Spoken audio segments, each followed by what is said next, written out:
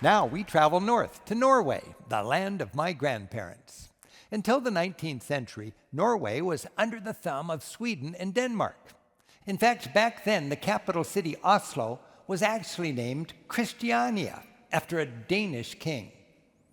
Now, if you know Norwegians like I do, you know they have a deep-seated need to be Norwegian, distinct from the Danes and the Swedes.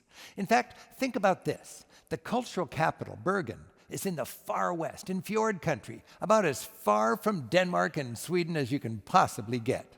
That's where the artists, the writers, and the composers gathered. Part of Romanticism and part of nationalism is a love of the wonder of nature. In their quest for freedom, Norwegians found inspiration in the natural beauty of their homeland. A popular play back then was based on an old fairy tale, Peer Gynt. He was the local Huck Finn, whose misadventures were set in Norway's majestic nature. Edvard Grieg set the play to music. And this piece celebrates both the pristine majesty of fjord country, as you'll see, and the pride of the Norwegian way of life. Here is Morning Mood from Peer Gynt by Edvard Grieg from Norway.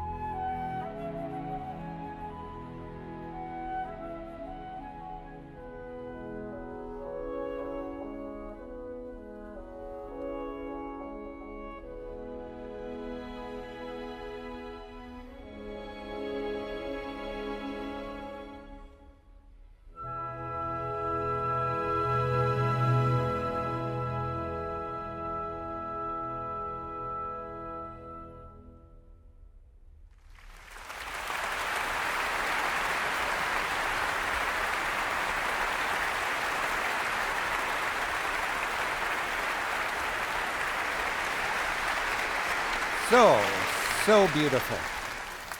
You know, every time I hear that piece, I think of my Uncle Tor from Norway and a story from my childhood.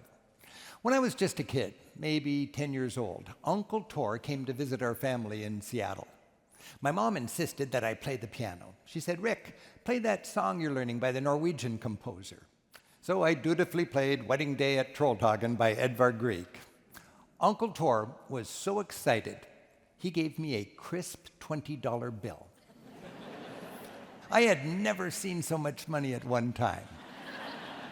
But you know, his enthusiasm was an even bigger gift than that $20 bill. I think Uncle Tor planted the seed that would become this concert.